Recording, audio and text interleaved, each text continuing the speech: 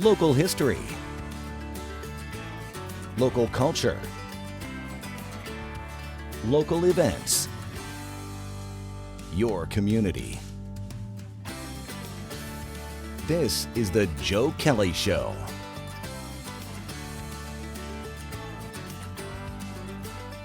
Hi there, everybody. Welcome to the show. Thanks for joining us. John Swann's our guest. John is a familiar face and familiar voice to a lot of people around here. He started back at WIBX a long time ago, and as the news director. Then he came right up here. WUTR was news director, then went over to SUNY and did PR work over there, and then ended up, I think, John, as executive vice president at Community Foundation, yes? And now he's out with a book, and the book is what we're going to be talking about. But before we do that, we're going to say welcome. Glad to see you here. Welcome home, I should say. Thank you. Yeah, it's great to be here. Thanks for having me. A Charlie Chan mystery, Death I Said, just out, brand new. I know you've written at least one other book. This is your first nonfiction. The other book was from the Mills to Marcy. From the Mills to Marcy, and that was a nonfiction book about SUNY. What gave cause to write a Charlie Chan mystery? By the way, Charlie Chan is one of my favorite detectives. Oh, well, that's good to hear. As well as Frank Tomeno, who's a favorite guest up here. He loves Charlie Chan. He's got all the old movies, as well as Mr. Moto. Yeah.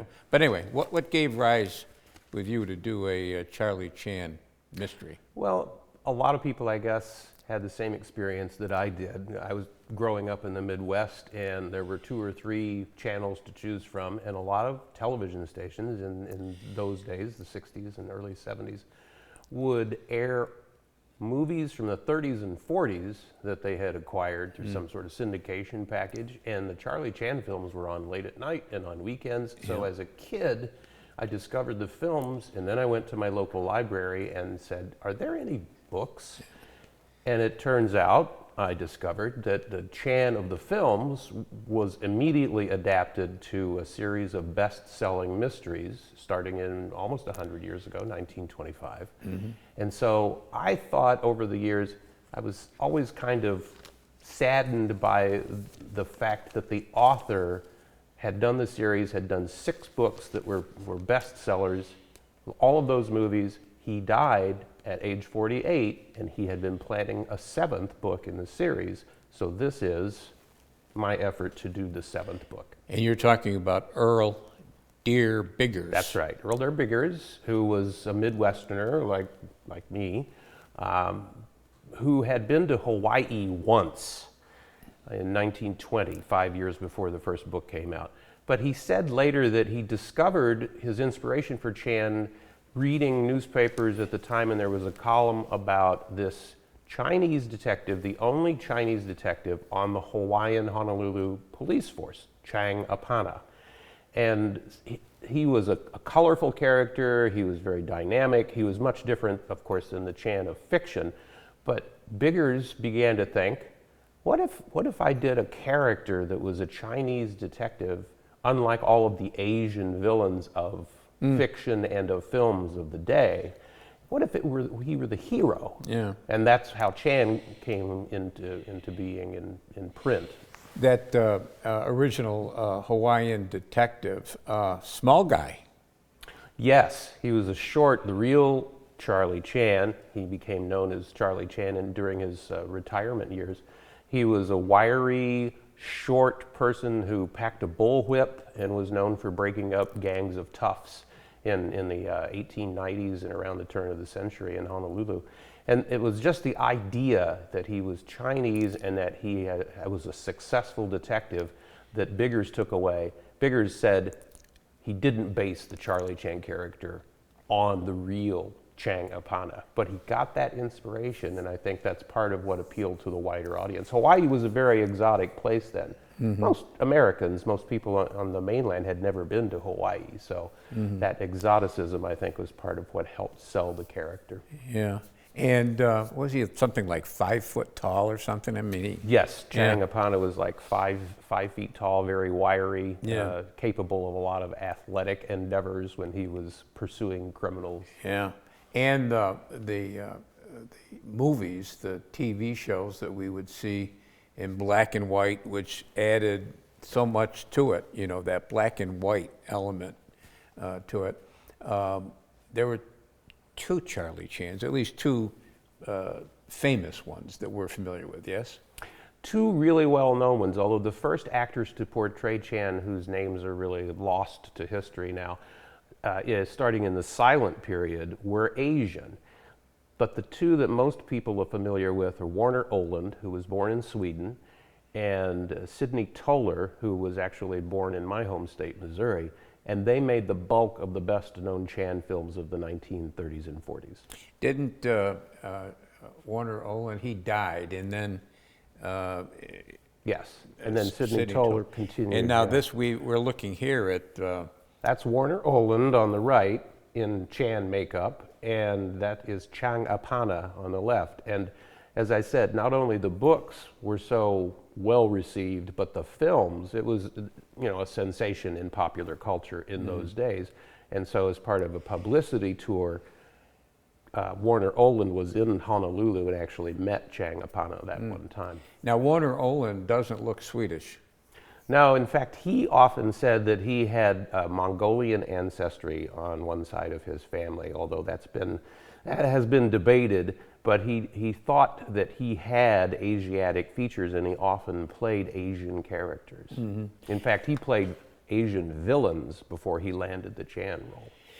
And back in those days, most of the Oriental people that you saw in movies were villains, yes? Fu Manchu is the most famous stereotypical example of that.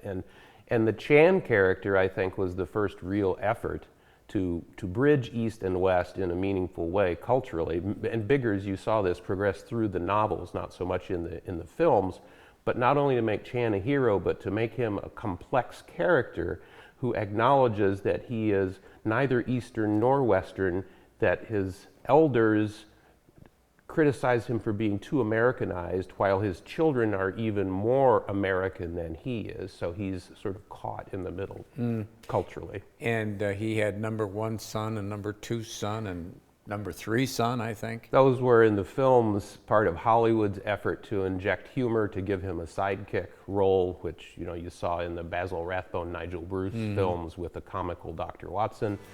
In the books, not so much, but in both the books and the films, Chan is portrayed as a family man. He has somewhere between 11 and 14 children. In the books, the children are mentioned, but they don't play that comic sidekick role. And you mentioned my other favorite detective, Sherlock Holmes. John Swann's our guest. We're talking about his new book. It's about Charlie Chan, a Charlie Chan mystery. Short break, right back.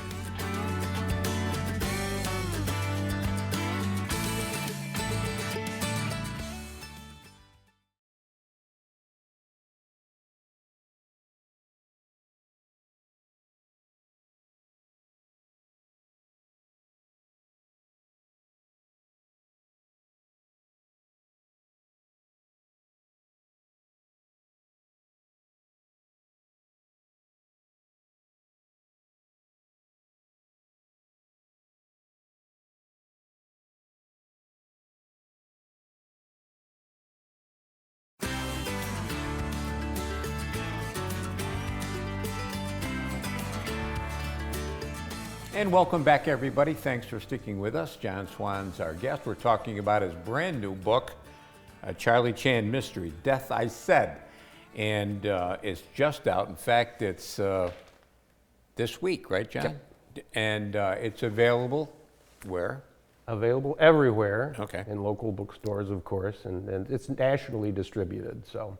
And it's done, everything about the book is local. That's true. You're local? My daughter did the central image on the cover, and an old friend, Lynn Brown, with whom I worked at SUNY, a graphic artist and designer, did the book design, and it's published by Nicholas K. Burns Publishing, who's a local publisher. Yeah, I know Nick. He's up on Proctor Boulevard, if I recall correctly. The book sells for $13.95 list, but you know the retailers will discount and do what they do. You know, I was wandering around online the other day, and your Marcy Sunni book is still available online. Oh yes, I've seen it. It shows up. There's actually, I saw a signed copy on eBay, and I thought, well, I don't know if I could afford that or not. The book is 152 pages long. Why did you set it in San Francisco? Chan, the character in the books, has a history at San Francisco, and in one of the Earl Dirk Biggers books, which this is a continuation of that series, one of his daughters is said to be going to school on the mainland, and so some of Chan's past exploits have occurred in San Francisco, and I thought it would be fun and interesting to take the daughter character, Rose, who is mentioned in Biggers as attending college on the mainland, and situate her in San Francisco having graduated and applying to law school, and then giving Chan a reason both to visit family and also there's a request for his services as well. So. And did you try to emulate the style of Biggers? As much as possible, you know, to avoid anachronisms, right? So you don't want a period piece, which this is. The setting is 1930s San Francisco. So first things first, avoid phrases, characterizations, dialogue, slang that wasn't in vogue then or that didn't exist then. And some of the phrasing and the way words are constructed, even use of hyphenation, things like that. I tried to stay true to Biggers without it being clunky and an obstacle to the modern reader too, because tastes have changed. Yeah. And, you know, some things have dated and some things hold up fairly well. There, in the movies at least, there was a lot of what they called, or what I'll call, Chan-isms. Yes, the aphorisms, the sayings. And so there is a great deal of that here, and what I've tried to do is go back to Biggers' original inspirations for that, which is really a continuation of what you would think of as the Eastern wisdom tradition. So if you look at what Chan said in the books, he's really drawing off of Confucianism and Taoism, the Analects of Confucius, even some Buddhist sayings. So there's very much a hint of that, and that gets back to the East meets West cultural interest of this whole project. So there is that, what later became almost stereotyped in the films, people called them fortune cookie type aphorisms and sayings. So try to strike a balance there between situating them in their source material, the Eastern wisdom tradition, thousands of years of philosophy, and yet recognizing that this fictional character is living in the early 20th century, and he's an American striving to be an American professional detective. I wrote down a few of those. I'll keep calling them Chan-isms. I wrote down a few. It was online, and I looked up a few of them, a couple that I like. For a detective, I think this is a good one. To think is one thing. To have proof is another. Right, and that's very much in the spirit of them. Yeah. Have two ears, but can only hear one thing at a time. Right. And very difficult to estimate depth of well by the size of the bucket. And those are the things, they've been collected and published by authors in recent years, in fact, collections of the aphorisms from the films and from the books, because people don't realize that sometimes they're paraphrases of a Confucian or a Taoist saying or something, you know, from ancient Eastern wisdom tradition. Are you a writer like a Dorothy Parker, who famously said, "I hate writing but love having written," or are you somebody who enjoys the process of writing? Well, it's a mix. You know, you have to try to enjoy the process of writing, but it is a kind of work, a kind of intellectual struggle, because you're imagining not only scenes and events, but also dialogue, and you have to draw on your own experience, but also the source material here, which is why I think easing into writing fiction using this kind of template and using Biggers' inspiration also using the notoriety of the Chan films, because the Chan character is a golden age of mystery and detective fiction character, and you could mention him in the same breath as Hercule Poirot, which is very well known now because of the Kenneth Branagh films, other Agatha Christie characters, other golden age authors. It's in that tradition, so there's a template, a foundation for how you write that sort of fiction, I think. How long did it take to write the book? Some matter of months. I didn't really keep track, and I worked on it in fits and starts. So it started in 2022 and finished up earlier this year. Pretty fast. Well, well, it's not. I'm comparing it to my speed. It's not a Russian novel, so Yeah. it's not thousands of pages long. Yeah. But yeah, by some, it all depends, right? Your writing speed, your writing style. So sometimes I think maybe it was too fast. Sometimes you want to go back. As a writer, you always want to go back and see if you could improve on things.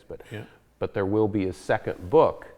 So if I feel like I want to improve on the first, then I have another bite at the apple. I was going to ask you about that. If there's a sequel? There is, and you think of it as the 8th book in the Biggers tradition, and it will advance the character along the same timeline that Biggers was using, because Biggers had Chan age and progress and become more Americanized and become less of the stereotype that he was depicted as in the first novel. You really see that progression as the popularity of the character took off. How do you write? Do you write on a computer, typewriter, longhand? What do you do? Mostly on a computer, but I have been known to think of a scene or a scrap of dialogue and jot it down on a notes program in the iPhone, and even scribble things on pieces of paper randomly too. Yeah. But mostly on the computer. Yeah. We were talking about with the crew here earlier today, and I started on a manual typewriter. I look back on it now and I think, how the heck could you write on a manual typewriter, I mean, it's just so tough. I guess people of our generation all did, and when I Yeah. worked in newsrooms from the first, manual typewriters, were the standard, and the lucky person over there was the one who happened to have an IBM Selectric. That was really a... That's where we progressed to, from manual typewriters and Underwood to IBM Selectric, and then into the computers. I was talking up at Utica College one time, and I was talking about editing, and I was talking about how cutting and pasting, and it took me a while to get the fact that they thought I was talking about hitting buttons to cut and paste. They didn't realize that back then we actually had shears and glue pots on everybody's desk. John Swann's our guest. We're talking about his book, Death I Said. It's a Charlie Chan mystery. It'll be around at all the bookstores this week, and it sells for $13.95. Great Christmas gift. Timing was good. Nick Burns timed this well. For the mystery lover that you know well, Yeah. and for people who like the Chan character as well. Good. Short break, right back.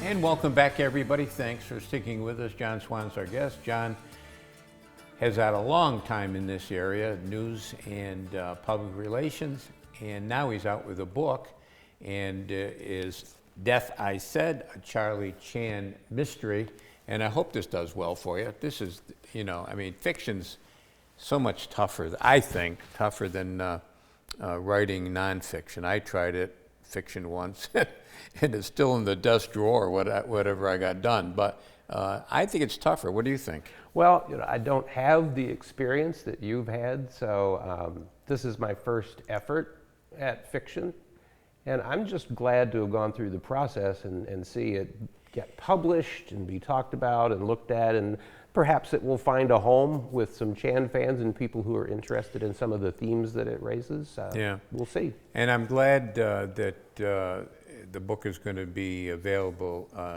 nationally, because I think there is a national audience. The curious thing about the Chan character, which we've talked about a little bit, is it's never gone away. Hollywood has looked several times at rebooting the film series, and if you Google Charlie Chan, you'll find websites, but if you look on Facebook, you'll find a half dozen Charlie Chan groups that are devoted to the films or the books or both.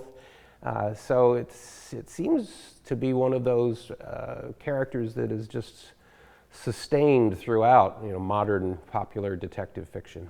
I found another Chanism. I got to share this because I love this one. Mind like parachute, only functions when open. That's a good one. Yeah. The way the book ends, does that lend itself to a sequel? Did you try to end it in a way that would make it sequel-ish? I guess I did in a way, but I had thought of the possibility of a sequel when I was halfway through the process, because I was, again, thinking like the original author, and he was writing serialized Chan, and the serialized chapters were appearing in the Saturday Evening Post. So as soon as he would get done with the serial, then it would appear in book form. Mm-hmm. And the demand was such that he was always thinking ahead to the next book, and what could he have Chan do? And so I guess there was some of that in my thinking as well. It's interesting how popular he was back in the day. You had movies, you had a stage show, comics. I mean, it was just television series, comic strips, mm-hmm. radio adaptations, and of course all of the films. There's something like 4 dozen films. Interestingly, the copyright laws being what they were internationally, there are a lot of Chan films made in China. It was very popular in China that were sort of bootleg. They were made without regard for American copyright law, and in Cuba as well, and also for the Mexican and South American market. What do you think was the reason for all that popularity, John? I think there was an appeal to the character. You have this sage, right? The Asian wisdom tradition sage, who is discriminated against in the books and in the films by the Anglo, the white dominant society. All the police that he encounters are white, and he is the figure that overcomes through this combination of sort of Americanized savvy, but drawing heavily on his own wisdom. I'm sure that had a great deal of appeal in other countries as it did here. How did World War II impact the Charlie Chan brand? Well, of course, Biggers was long dead by then. He died in 1933. But in the films, gradually, and this was the case with other Hollywood productions of the time, they managed to weave into the films and into the characters and the plots a sort of a patriotic, Chan fights sinister forces, fights the Nazis, fights terrorism and espionage. That was woven into the Chan films, just as it was particularly well in the Basil Rathbone Sherlock Holmes films that we talked about earlier. Same concept. Did Charlie Chan's wife ever show up anywhere? Only in passing in a couple of the films do you see her depicted, and in the books she is mentioned and has one bit of dialogue, but she does not loom large. She stays behind the scenes. Did Mr. Moto ever intrigue you enough to get into that? I've read the Moto books and seen some of the films, and interestingly, the Moto character came about because Biggers died, and the Saturday Evening Post wanted another exotic detective to take the place of Chan. And that led to the serialization of, by Marquand, I think his name was, the author, serialization of Moto books, which were then, I think there were about a half dozen of those that were published, and then the successful series of films starring Peter Lorre. I've talked to Charlie Chan fans, and there always seems to be, well, I like Olin best. One actor or the other. The other. Yeah. Do you have a favorite? I like them both. I think they're both. I think Chan fell on hard times after 20th Century Fox dropped the series.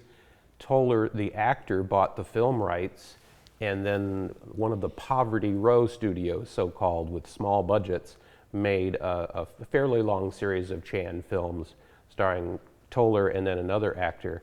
And they did not compare. They appeared to be cheaply made because they were. Yeah. And they changed the number one son, and I forget his name now, but... the actor? Yeah. Luke. Yeah. He was in early Chan movies, but then he was replaced. He and Warner Olin had a close relationship, and when Olin died, Luke said, I'm going to leave the series as well. So there's and I didn't realize Luke, what a creative person he was. He was also an artist. Right? Yeah, he in fact is depicted in one of the films as an artist or going to art school, and in real life he was a Hollywood artist in the film production line of work before he became an actor, and he continued that. Yeah, you see him also in television roles. Both he and Victor Sen Young, who is the other son character, most popular. You see them show up in everything from Kung Fu to Bonanza, where one of them played the cook. Right. And, on that show. And the book is dedicated to a special person. Yes. Dedicated to my wife, Pat, because without her constant encouragement over the years to why don't you write something, why don't you write fiction, why don't you write a mystery, this probably would never have come to pass. So good for her, and good for you. Congratulations. Thank you, Joe. The book is on sale throughout the area, $13.95. It's by Nick Burns Publishing, and that's going to do it for us this week. Until next week, take care of yourself, everybody.